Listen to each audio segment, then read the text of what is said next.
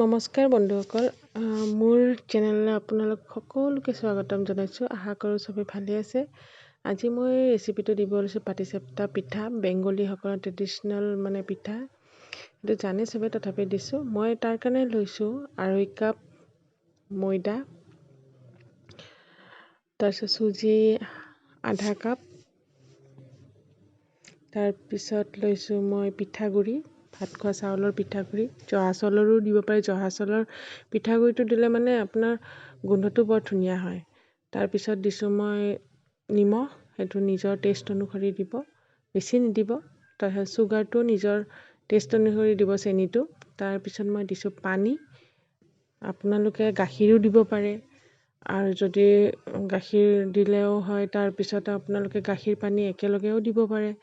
মই কিন্তু অকল পানী দিছোঁ। পানী অলপ অলপকৈ এনেকৈ ঘোল বনাই লৈছোঁ। মই গোটেইখিনি পানী দিলেও ঘপককৈ বহুত পনীয়া হৈ যাব, গতিকে মই অকণমান অকণমানকৈ দি এনেকুৱাকৈ ঘোলটো বনাই ল'ম। দেখিছে, মই পানী অকণমান অকণমানকৈ দি আছোঁ।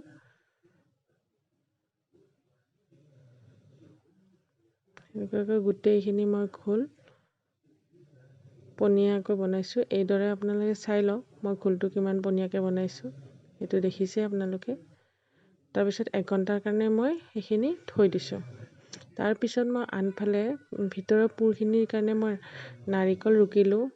তাৰপিছত এখন পেন গৰম কৰি তাত মই দি দিছোঁ ঘি।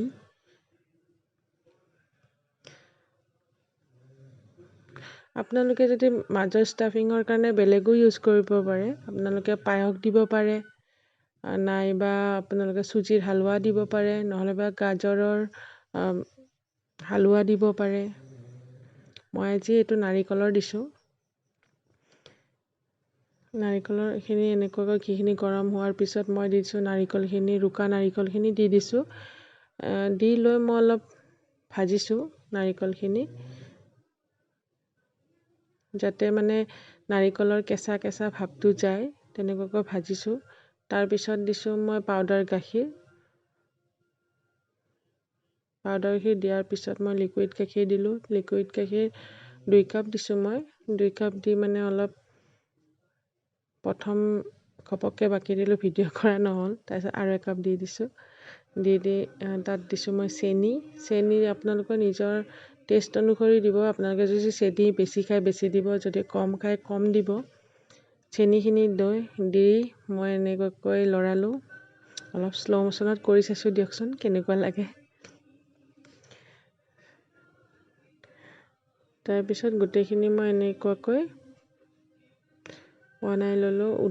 উতল অহাৰ পিছত তাৰপিছত পনীয়াখিনি কমাই ল'লোঁ, গাখীৰখিনি খোহাই ল'লোঁ। খোহাই লোৱাৰ পিছত এনেকুৱাকৈ আপোনালোকে দেখিছে। তাৰপিছত মোৰ এনেকুৱা ড্ৰাই হৈ গ'ল।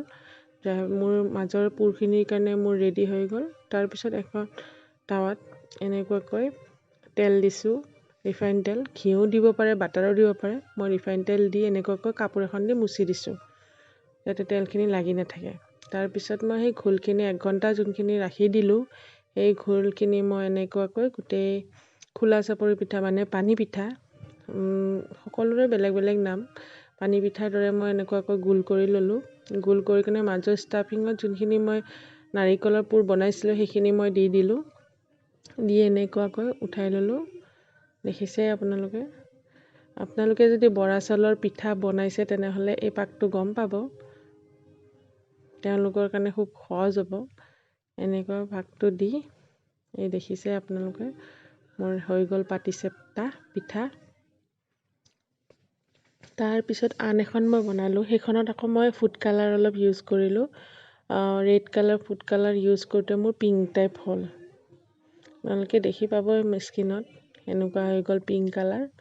তাৰপিছত মই ধুনীয়াকৈ এনেকুৱা টাৱাখনত লৰাই ল'লোঁ, যাতে পাটিচেপ্তাখন বেছি ডাঠ নহয়।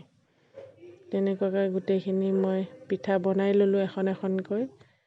গোটেই গেছত পৰিছে আজি। তাৰপিছত মাজত এনেকুৱাকৈ পুৰটো দিলোঁ। দি ধুনীয়াকৈ মেৰিয়াই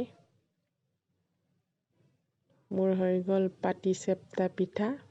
আপোনালোকেও ঘৰত বনাই চাব, তাৰপিছত মোক জনাব কমেণ্ট ছেকশ্যনত কেনেকুৱা হ'ল।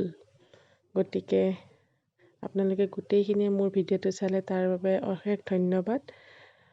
কমেণ্ট ছেকশ্যনত কমেণ্ট কৰিব, মোৰ চেনেলটো ছাবস্ক্ৰাইব কৰিব, শ্বেয়াৰ কৰিব, লাইক কৰিব। আজিলৈ